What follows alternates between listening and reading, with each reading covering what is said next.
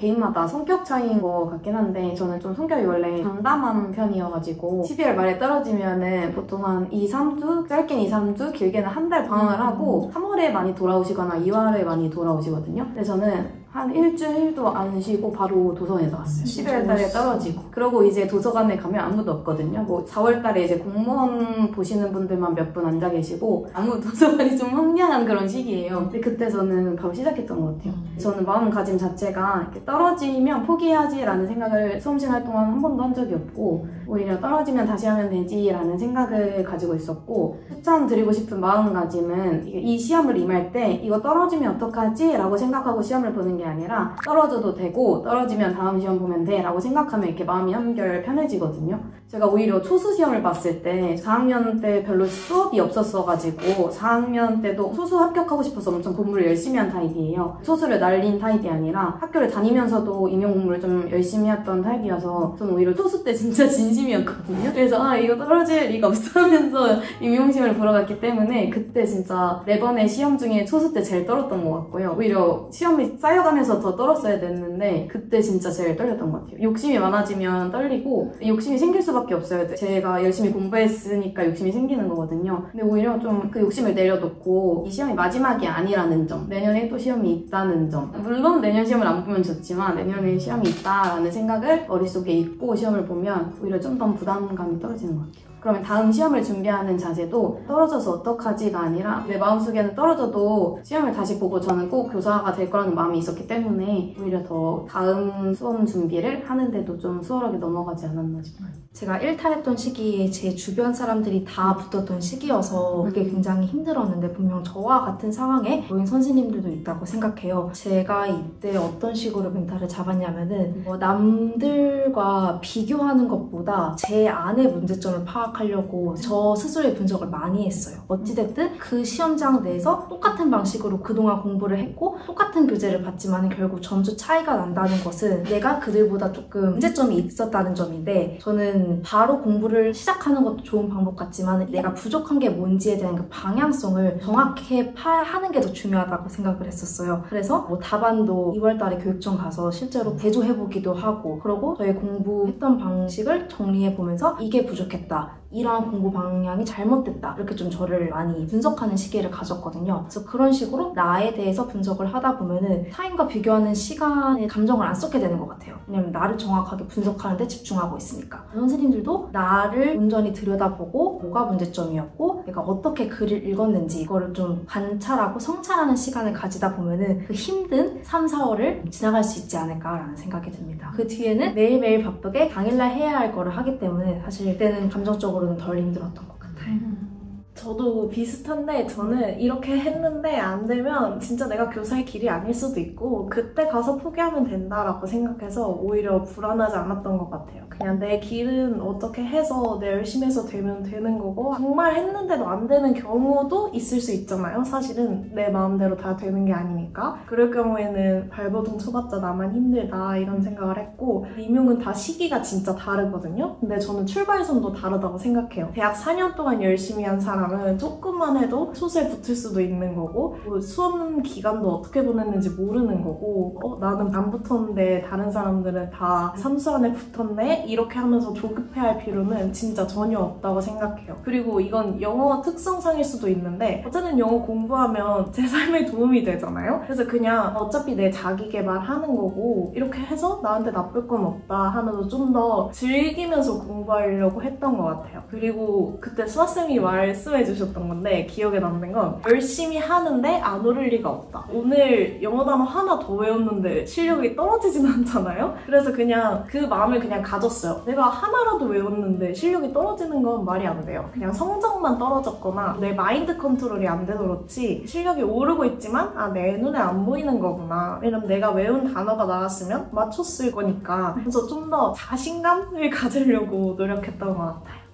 저는 항상 수업 끝나고 나서 질문하는 시간을 가졌잖아요. 근데 이 셋이 진짜 질문 많이 하는 타입이었거든요. 근데 그렇게 질문하면서 복도 내에서도 열띤 토론이 이어지거든요. 저는 그걸 들으면서 좀 많이 배웠어요. 제가 생각하지 못한 부분을 저렇게 물어보네? 저런 식으로도 접근할 수 있는데 그러면 왜 이 답은 안 되지? 이런 것 때문에 답이 안 되는구나. 이거를 언니가 질문을 많이 하면서 저렇게 기입형을 거릴 수 있겠구나. 저러한 기입형을 고려할 때 이러한 조건들을 고려해서 기입형을 골라야 되겠구나. 이러한 팁 아닌 팁들을 많이 배울 수 있어서 나중에 직강을 이용하더라도 열심히 질문을 할 것 같아요. 김앤채티 직강이 좋았던 게 다른 팀들은 보통 모의고사 형식으로 문제를 푸는 거를 9월달에 많이 시작을 하거든요. 근데 김앤채팀이 7월달에 그것을 시작하다 보니까 제가 연습할 수 있는 시간이 많다고 생각이 들었고요. 시간대도 임용시험 시간이랑 되게 비슷한 시간대, 그리고 요일도 토요일로 시작해서 저는 이 체계 자체가 엄청 좋다고 생각이 들었고, 특히 시험을 보면은 매주 다음 수업 시간에 오면은 공수 이런 거를 띄워주시잖아요. 직강에 와도.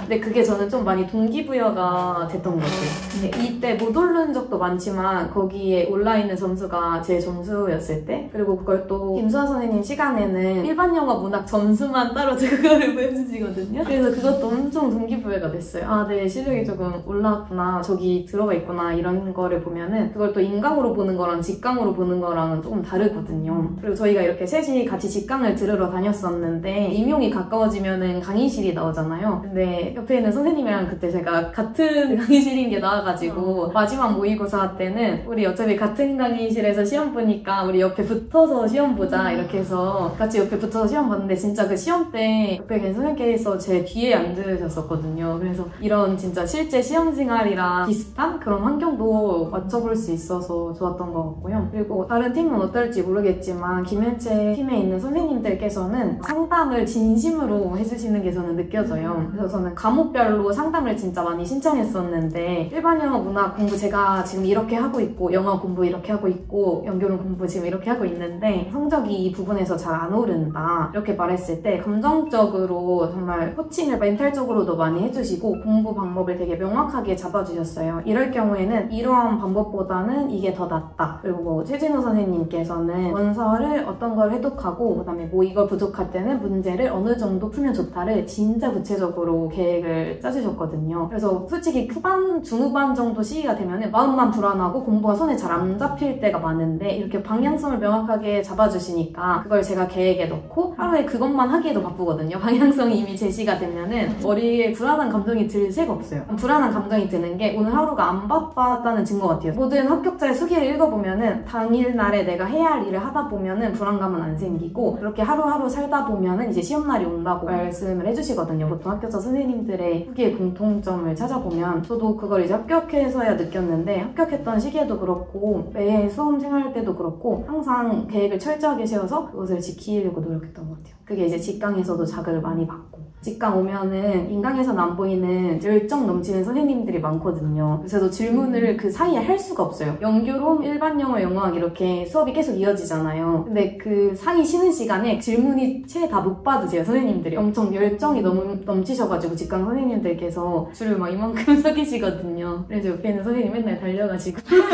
뭐 인강도 좋지만 실제 환경에서 풀어보고 싶다라고 생각이 들면은 직강 와가지고 해보시는 것도 좋을 것 같아요. 시온쌤이나 진호쌤이나 수아쌤이 이게 답이다 했을 때 제 사과랑 다르면 왜지? 라고 계속 의문이 들어서, 실제 시험도 그렇잖아요. 답이 공개되지도 않고 강사분들마다 답도 다른데 이게 왜 그런지 설명해주는 사람은 별로 없고, 그래서 전 질문하면서 저한테 이러이러해서 이렇다 하고 논리적으로 말씀해주시는 게 진짜 좋았어요. 그래서 라이팅 세미나도 되게 열심히 참석을 했었고, 수업 끝나고 뭐 달려가서 질문도 엄청 하고 그랬던 편인 것 같아요. 근데 그런 게 학교 현장에 와서도 시험 문제를 저희가 내니까 선생님들하고도 토론을 계속 하거든요. 선생님 이거 이래서 좀 이의제기가 들어올 수 있을 것 같다. 그럴 때도 되게 많이 도움이 됐어요. 답이 여러 개로 갈릴 때나 그게 도움이 됐고, 저는 아까 기억에 남는 순간이 모의고사 와서 점심시간 1시간을 주잖아요. 근데 그 시간 동안 다른 쌤들이랑 맛있는 걸 먹는 게 행복했거든요. 그래서 되게 모의고사 날이 좀 좋았어요. 왜냐면 월화수목금 스카이만 갇혀서 공부하잖아요. 혼자 혼자서 스터디쌤이랑만 전화 스터디하고 근데 그날은 만나서 어쨌든 1시간은 뭐 얘기도 하고 그때 왜 이렇게 냈지? 뒷풀이 얘기도 하고 막 잘 내셨다 이런 얘기도 하고 커피를 사들고 오는 게 그래도 좋았어요. 그날은 그냥 편하게 강의만 들으면 되니까 그래서 기억에 남는 거 그런 맞아요. 순간 소소한 네, 순간. 소소한 재미? 수험생활 동안 소확행을 즐기시면 그래서 좀 모고 기간이 그래도 재밌었어요. 맞아요. 월화수목금은 보통 혼자 독서실이나 맞아. 도서관 가서 공부하고 유일하게 이제 사람 만나는 날이 토요일이었어가지고 사람 만나서 맛있는 거 먹는 날. 요즘 뭐 힘들다 이런 얘기도 하고 저희는 맞아. 강원도에서 직강을 다녔었거든요. 맞아. 그래서 이렇게 오다가 둘이 전철에서 만나가지고 이번 주 어땠어? 잘 지냈어? 이러고 뭐 이런 얘기도 하면서 오니까 이 수험생활이 혼자가 아니라 옆에서 나 말고도 같이 공부하는 사람이 있다는 것만으로도 되게 큰 의지가 됐던 것 같아요. 저희는 ITX 타고 가면서 둘이서 시험지 보고 분석도 맞아. 했어요. 이거